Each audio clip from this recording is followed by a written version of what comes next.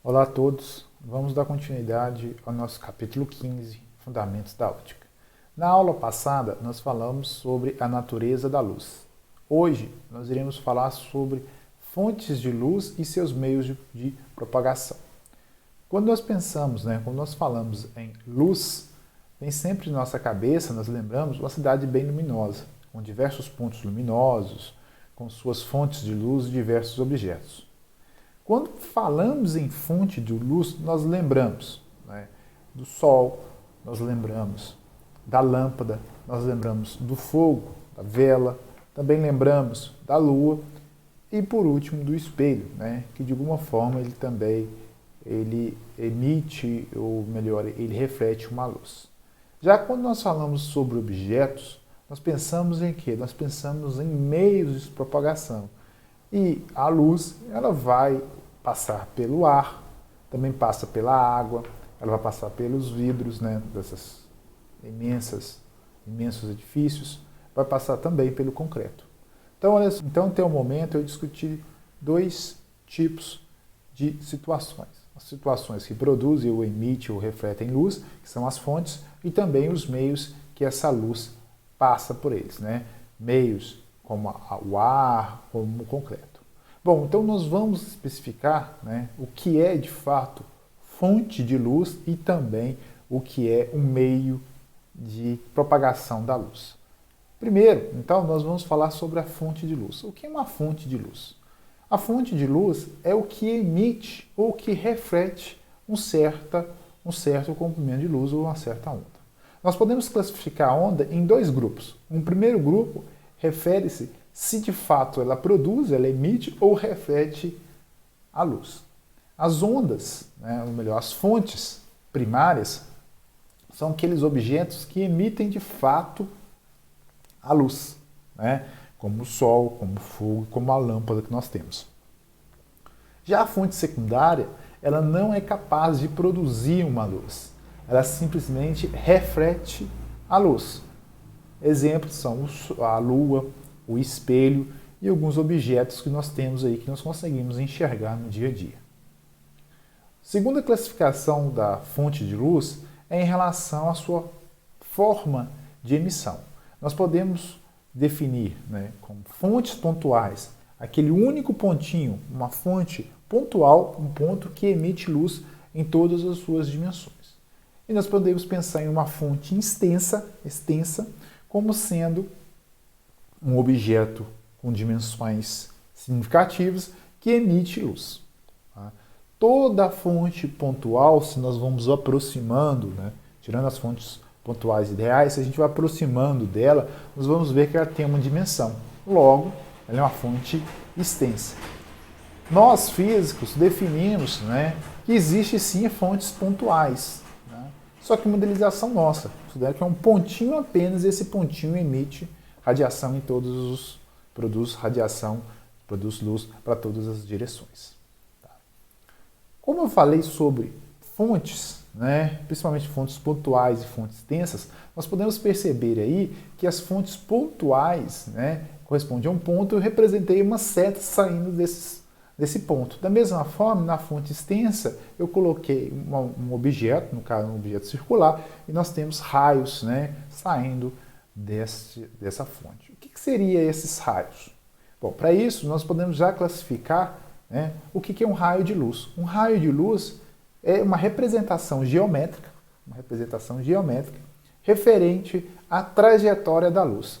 Então, esse raio de luz é uma representação geométrica e ele fornece qual é a direção e o sentido que o raio de luz está se deslocando ao longo do espaço. Nesse caso aqui é da esquerda para a direita.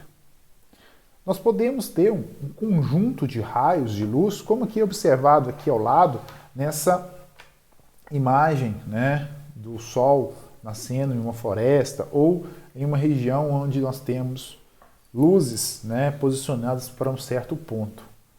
Nós temos o seguinte, nós temos um conjunto de raios e esse conjunto de raios nós chamamos o quê? Nós chamamos de feixe de luz. Esses feixes de luz, eles podem ser classificados, agrupados de três formas diferentes. O primeiro são os divergentes, Basicamente, eles saem de um certo ponto, por exemplo, a fonte pontual, e ele espalha para diversas direções no espaço. Nós podemos ter também a fonte, ou melhor, um feixe de luz convergente, que é na situação como essa, onde os raios de luz eles tendem a sempre o mesmo ponto. Note que divergente e convergente, eles são parecidos, porém, eles têm os sentidos e as direções dos raios de luz diferentes. E nós temos também os raios paralelos, nos quais os raios eles não são nem divergentes nem convergentes, são situações onde eles vão juntos para a mesma direção e o mesmo sentido. Porém, nós não temos cruzamento desses raios. Tá? Então, nós podemos classificar o raio de luz, não, melhor, o feixe de luz, nesses três tipos, divergentes, convergentes e paralelos. Definido o que é o raio, definido o que é um feixe de luz, nós podemos introduzir agora o conceito de meios de propagação. Os meios de propagação são três tipos. Nós temos os transparentes, nós temos os translúcidos, nós temos os opacos. Transparentes são aqueles que a gente consegue observar qualquer objeto que está do outro lado de tal material, de tal meio. Por exemplo, se a gente olha pela nossa janela, se o nosso vidro for transparente, nós conseguimos ver do outro lado uma imagem perfeita. Já os translúcidos são aqueles que eles bloqueiam uma certa quantidade, de luz que passa pelo meio. Assim, nós conseguimos ver alguma coisa do outro lado, porém nós não conseguimos definir o que é de fato, nós não conseguimos observar características muito pequenas do objeto. Já os meios opacos são aqueles meios que não é possível passar a luz, como portas, madeira, entre outros.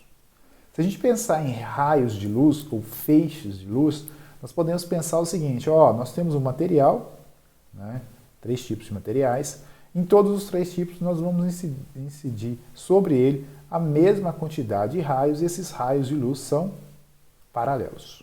Eles vão chegar até o material, e se caso o material for transparente, os raios de luz vão conseguir passar pelo material sem nenhuma dificuldade, como nessa situação aqui. Se já os materiais são translúcidos, certos raios vão sofrer diversos espalhamentos pelo material.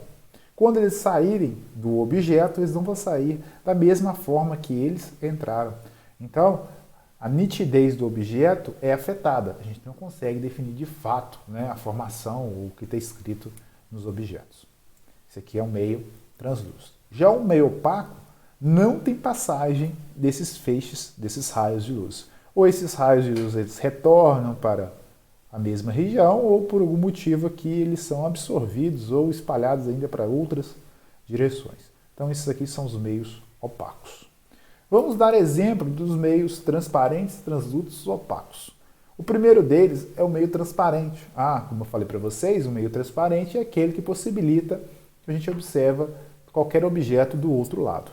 Então nós temos janelas, algumas janelas de vidro, nós temos alguns recipientes de plástico ou de vidro, utilizados na nossa cozinha, e o principal deles é o ar. Nós conseguimos observar qualquer coisa que está em volta nossa através do ar, contida no meio ar. Já os meios translúcidos, nós temos alguns tipos de vidro, principalmente nessas portas que nós temos, de vidrex ou algumas outras. Nós temos alguns plásticos, como esses utilizados para fichário, algumas embalagens. Aí existem outros tipos. Já os opacos, nós temos diversos, nos quais são metais, nos quais são as madeiras, os tijolos, devido a basicamente material formado através da terra e entre outros objetos. Bom, então nós encerramos hoje a nossa aula. O que eu gostaria de apresentar para vocês são esses três conceitos: fontes, raios e feixes e, por fim, meios de propagação. Abraço a todos, até a próxima aula.